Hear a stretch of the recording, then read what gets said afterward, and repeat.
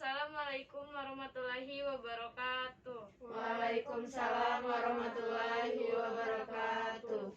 Sebelumnya saya mengucapkan terima kasih kepada teman-teman yang sudah hadir di kegiatan bimbingan kelompok ini.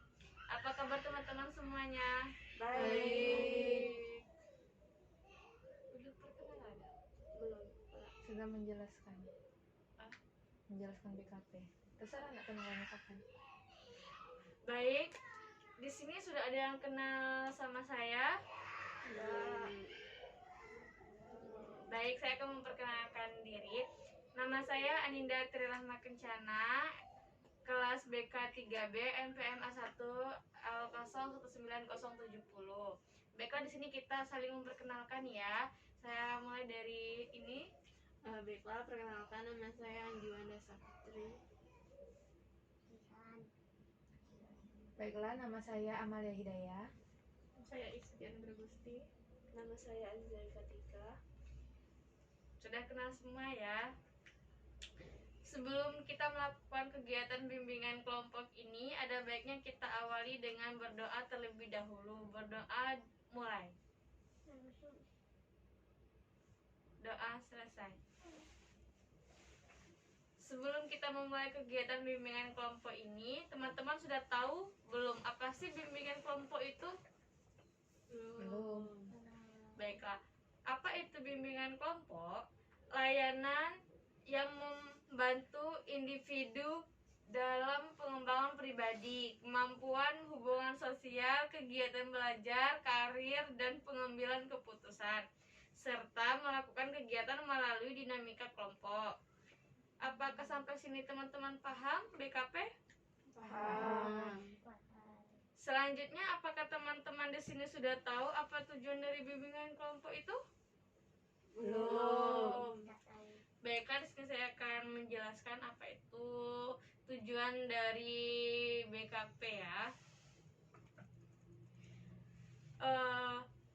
Tujuan dari BKP itu sendiri adalah untuk melatih individu bersikap terbuka, menambah wawasan teman-teman semua yang belum pernah teman-teman dapati di kelas. BKP itu ini juga bertujuan agar teman-teman semua berani berbicara di depan umum.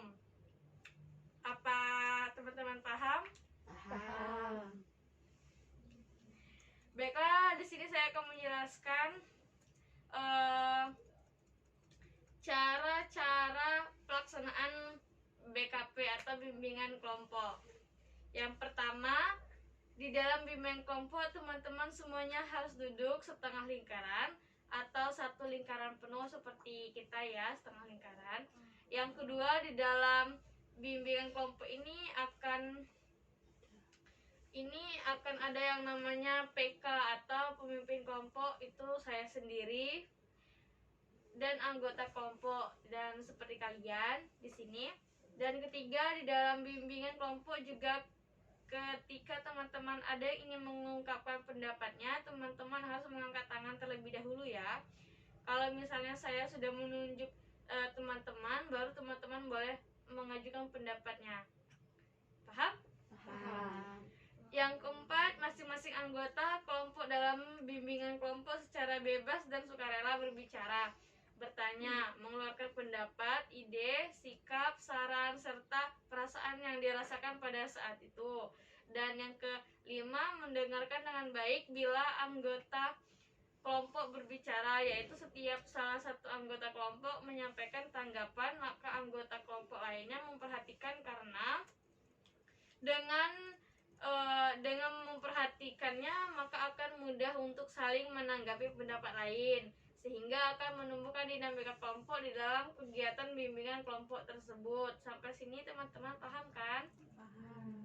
Di sini saya juga akan membahas tentang asas-asas bimbingan kelompok. Yang pertama ada asas kerahasiaan, yaitu artinya tuh harus harus menyimpan dan merahasiakan informasi apa saja yang dibahas dalam kelompok, terutama hal-hal yang tidak layak diketahui orang lain.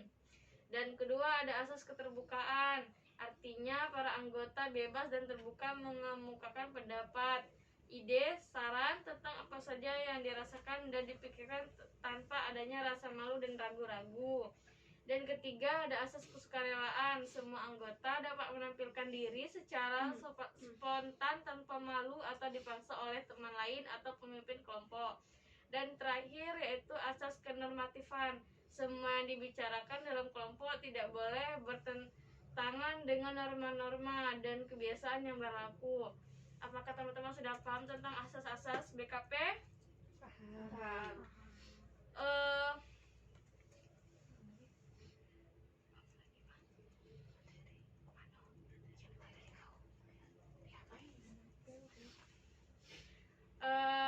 di sini saya mendapatkan tugas video BKP yang bertemakan atau bertopik bebas. Apakah kalian atau teman-teman ada yang ingin menyampaikan pendapat tentang topik bebas kita hari ini? Ya, Kita membahas ini aja Kak, tentang narkoba. bagaimana yang lain? Setuju. Baiklah, saya akan membahas tentang topik narkoba ya. Apakah teman-teman sudah tahu apa itu narkoba? Ya, Obat-obat terlarang. ya benar. Di sini saya akan menjelaskan tentang pengertian narkoba ya. Narkotika atau narkoba itu adalah zat atau obat baik yang bersifat alamiah, sintetis maupun semi sintetis yang menimbulkan efek penurunan kesadaran, halusinasi serta daya rangsang. Dan obat-obatan tersebut dapat menimbulkan kecanduan jika pemakainya berlebihan. Pemanfaatan dari zat-zat itu adalah sebagai obat penghilang nyeri serta memberikan ketenangan. Penyalahgunaannya bisa terkena sanksi hukum. Untuk apakah teman-teman juga tahu jenis-jenis narkoba dan narkotika itu apa aja? Belum tahu Kak. Tahu Kak. Baiklah, saya akan menjelaskan tentang jenis-jenis narkoba ya. Kandungan yang terdapat pada narkoba tersebut memang bisa memberikan dampak yang buruk bagi kesehatan jika disalahgunakan.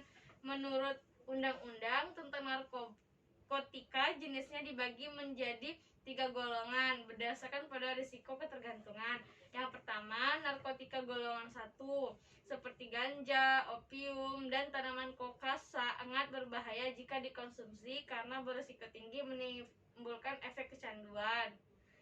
Dan yang kedua ada narkotika golongan 2 dan itu dimanfaatkan biasanya untuk pengobatan asalkan sesuai dengan resep dokter. Jenis dari golongan ini kurang lebih ada 85 jenis. Beberapa di antaranya seperti morfin, alfa-prodina, dan lain-lain.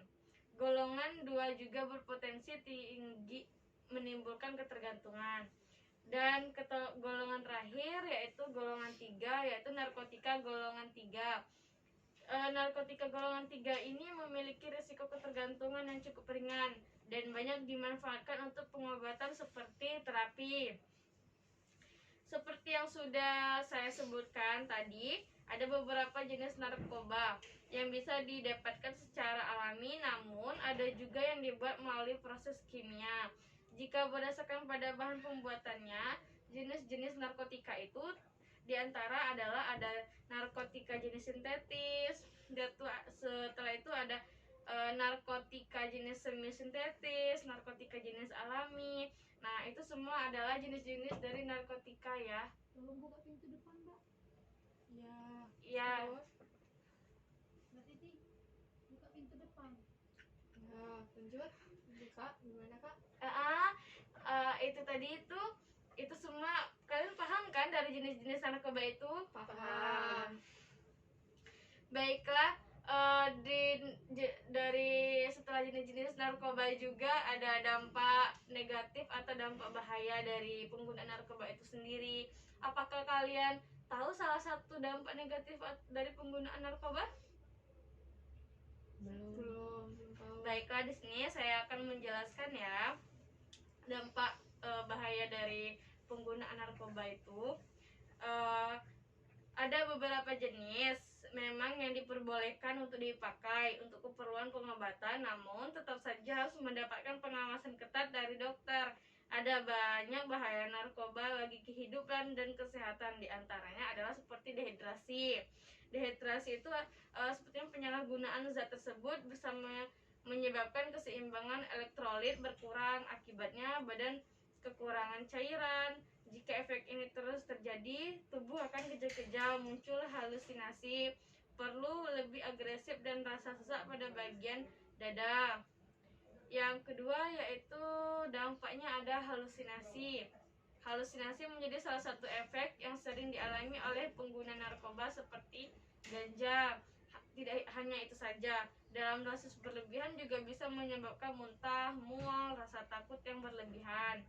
Dan ketiga yaitu akibatnya pengguna narkoba itu menurunnya tingkat kesadaran. Pemakai yang menggunakan obat-obatan tersebut dalam dosis yang berlebihan, efeknya justru membuat tubuh terlebih rileks sehingga kesadaran berkurang drastis. Terus selanjutnya ada dampak yang paling berbahaya yaitu seperti kematian. Dampak yang buruk terjadi jika si pemakai menggunakan obat-obatan tersebut dalam dosis yang tinggi atau yang dikenal dengan overdosis. Setelah itu ada gangguan kualitas hidup.